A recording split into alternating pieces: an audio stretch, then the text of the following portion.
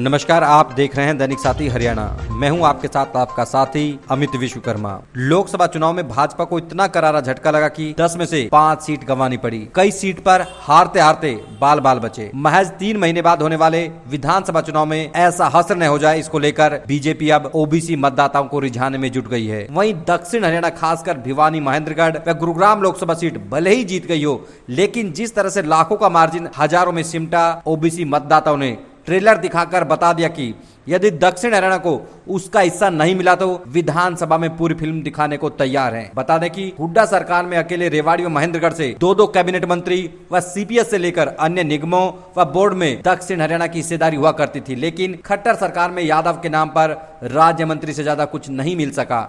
वहीं बावल से विधायक डॉक्टर बनवारी लाल को जरूर कैबिनेट मंत्री बना दिया गया, लेकिन जिस तरह से दक्षिण हरियाणा के बड़े यादव समुदाय को खट्टर सरकार के दोनों टर्म व अब सैनी सरकार में राज्य मंत्री से ज्यादा कुछ नहीं मिल पाया, वहीं बोर्ड व निगमों में भी नाम मात्र की हिस्सेदारी ही मिली। खामियाजा बीजेपी को लोकसभा चुनाव में जरूर झेलना पड़ा। हालात इतने खराब हुए कि अन्य विधानसभाओं में जहां वोट कम हुए, कोसली में तो बीजेपी को हार का सामना करना पड़ा। रोहतक लोकसभा में कोसली विधानसभा ही भाजपा के पास थी। यदि यहाँ पर प्रतिनिधित्व दिया होता तो हालात बदल सकते थे, लेकिन ऐसा नहीं हो पाया। एससी मतदाता पहले से ही नाराज चल रहे हैं। वहीं अब दक्षिण हरियाणा के मतदाताओं, खासकर अहीर मतदाताओं में भाजपा सरकार में अनदेखी को लेकर गुस्सा है। गुरुग्राम सांसद केंद्रीय राज्य मंत्री राव इंद्रजीत सिंह भी खुलकर अपनी सभाओं में कहते रहे हैं कि सरकार कोई भी हो, दक्षिण हरियाणा सरकार बनवाता है, लेकिन उसको उसकी पूरी हिस्सेदारी नहीं मिल पाती। हालांकि अब सूबे के मुख्यमंत्री नायब सैनी ने बड़ा दाव चल दिया है। ओबीसी का क्रीम लेयर केंद्र की तर्ज पर सहित बैग लोग भरने का ऐलान किया है। ऐसे में अब देखना होगा कि सरकार को इसका कितना लाभ मिल पाएगा। वहीं इन्हीं तमाम मसलों को लेकर हमने कोसली से भाजपा विधायक लक्ष्मण सिंह यादव से बात की, क्योंकि उनकी ओर से विधानसभा में ओबीसी के आरक्षण वाले मसले को प्रखरता से उठाया गया था। दक्षिण हरियाणा में हिस्सेदारी, भाजपा में गुटबाजी व 5 सीट हारने सहित तमाम मसलों पर भाजपा के कोसली विधायक लक्ष्मण सिंह यादव ने भी बेबाकी से अपनी राय रखी। अब आपको दिखाते हैं आखिर तमाम सवालों के जवाब में कोसली से भाजपा विधायक लक्ष्मण सिंह यादव ने क्या कहा। विधायक जी, कल रोहतक में बैठक हुई, कहीं न कहीं चुनाव विधानसभा का आगाज कर दिया। किस तरह से देखते हैं आज आपकी पूरी जो सरकार है अयोध्या में भी गई हुई है? देखिए, कल हमारे राष्ट्रीय नेता आए हुए थे। हमारे जो नए प्रभारी बने हैं, आदरणीय धर्मेंद्र प्रधान जी, केंद्रीय मंत्री, और उनके साथ में सह प्रभारी चुनाव को देखते हुए, वैसे प्रभारी हरियाणा प्रदेश के विप्लव देव जी हमारे आए हुए थे, और उनके साथ में हमारे तीनों ही मंत्रियों का सम्मान समारोह था और दोनों एमपीओं का सम्मान समारोह था, 5 का सम्मान समारोह भी था। साथ साथ कार्यकर्ताओं में जो उत्साह जोश था, उसी के साथ साथ चुनाव की तैयारी को लेके भी अलग अलग ग्रुपों में चर्चाएं हुई, किस तरह से अगले चुनाव की तैयारी करें, उसके टिप्स दिए गए। आप भी वहाँ पे मौजूद थे, आप भी दिखाई दे रहे हैं। क्या मंत्र दिया गया है कि जो 5 सीट हारनी पड़ी आपको लोकसभा में, बड़ा झटका लगा, तो उसको कैसे पाटेंगे आप? क्योंकि 46 में कांग्रेस आया है और 44 में आप हैं। देखिए, अलग अलग चुनाव के अलग अलग सिनेरियो होते हैं, और आपने तो पता ही है कि हर बार कुछ न कुछ चेंज होता है।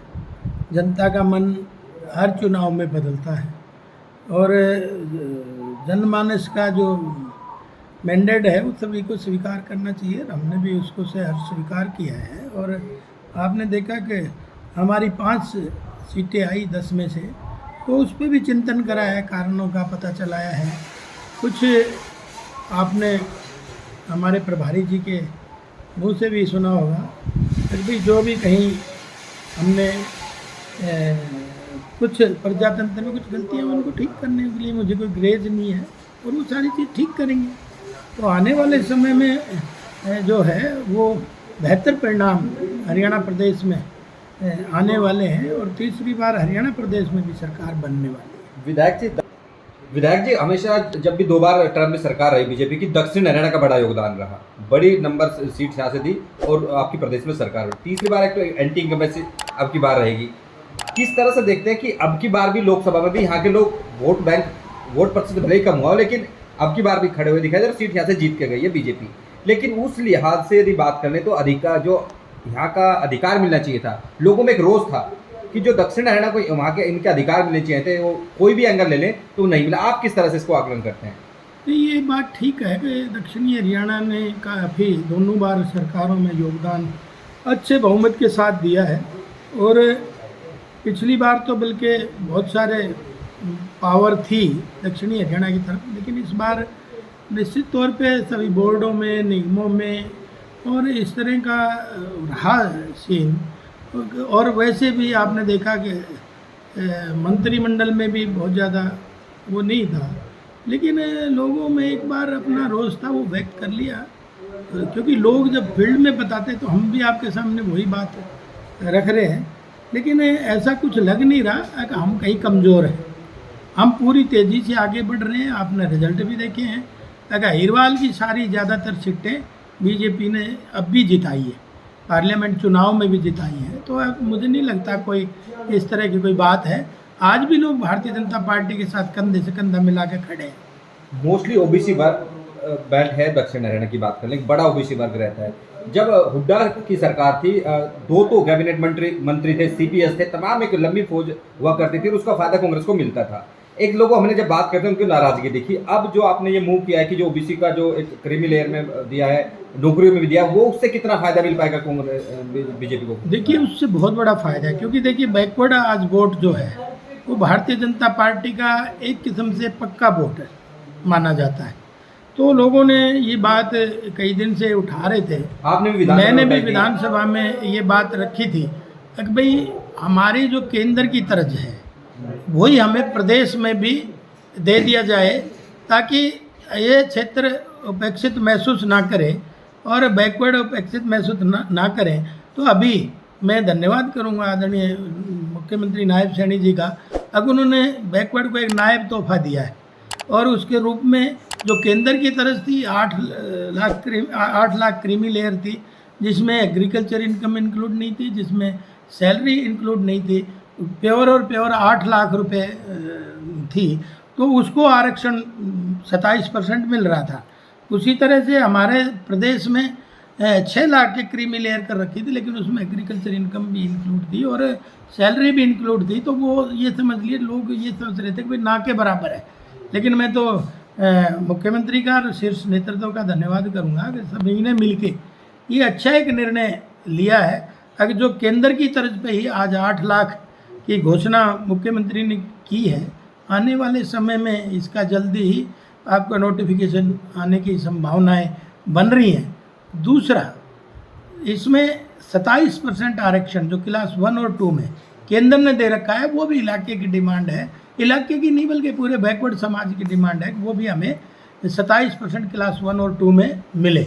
लेकिन उसकी अभी घोषणा बाकी है, उसमें सरकार अभी निर्णय लेने जा रही है। मुझे लगता है कि आने वाले समय में ये निर्णय भी हो जाएगा। लेकिन दूसरा जो क्रीमी लेयर का ठीक था वो हो गया। बैकवर्ड की जितनी भी वैकेंसियाँ थी वो बैकलॉग भरने की भी आदरणीय मुख्यमंत्री जी ने बात करी है।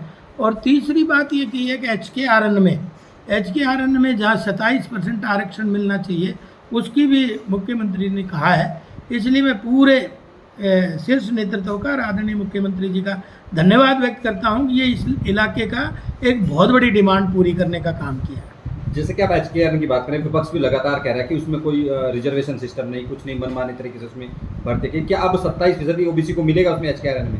हाँ, जैसे आदरणीय मुख्यमंत्री जी ने कहा है, नायब जी ने, कि हम 27% HKRN में भी बैकवर्ड समाज को आरक्षण देंगे। दूसरी बात, हमने SC समाज में भी नौकरियों में पदोन्नति में आरक्षण देने की बात कही थी, लेकिन वो कोर्ट में चैलेंज उस समय हो गई, इसलिए वो रुक गया। और कोर्ट में चैलेंज किन लोगों ने किया, ये बारीकी से विचारणीय विषय है।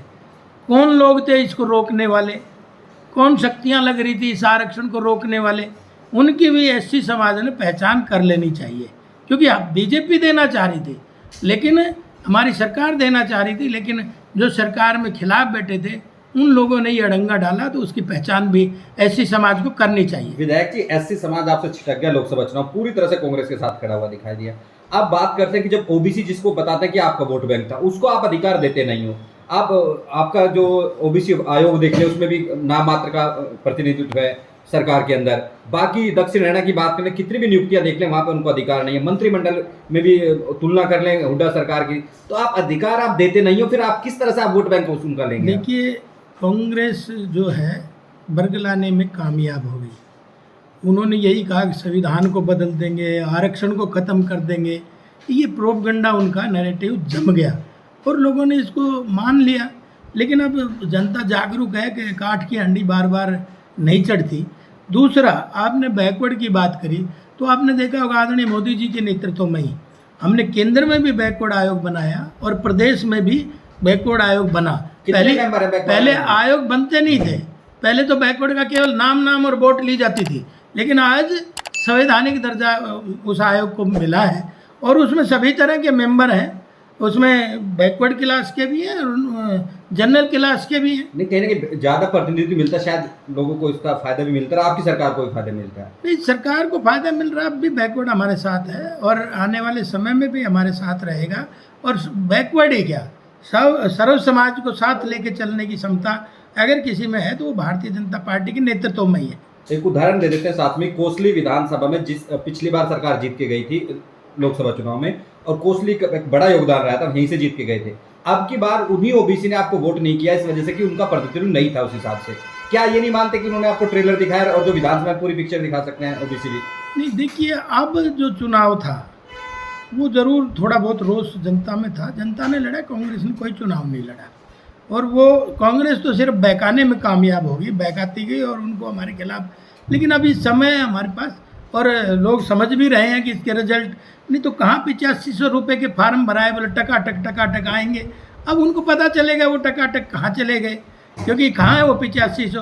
तो बरगलाने का जो काम किया वो एक बार काठ की हांडी चढ़ती है। मैंने कहा विधानसभा आपके जो कैंडिडेट थे उनके खिलाफ विरोध था, वो आते नहीं है। तमाम ऐसे मसले थे कि एससी आपसे नाराज था। वही सवाल मैं दोबारा कहती, यदि ओबीसी भी इस तरह से नाराज दिखा कोसली में खासकर कि उनको प्रतिनिधित्व नहीं मिले, यदि ऐसे ही हालात विधानसभा में हो गए हरियाणा में, तो बीजेपी तो साफ हो जाएगी। हुड्डा कह भी रहे कि विधानसभा में सब। देखिए, हरियाणा प्रदेश की जब से मैं इतिहास को जानता हूँ, जो केंद्र में सरकार होती है वही प्रदेश में सरकार होती है।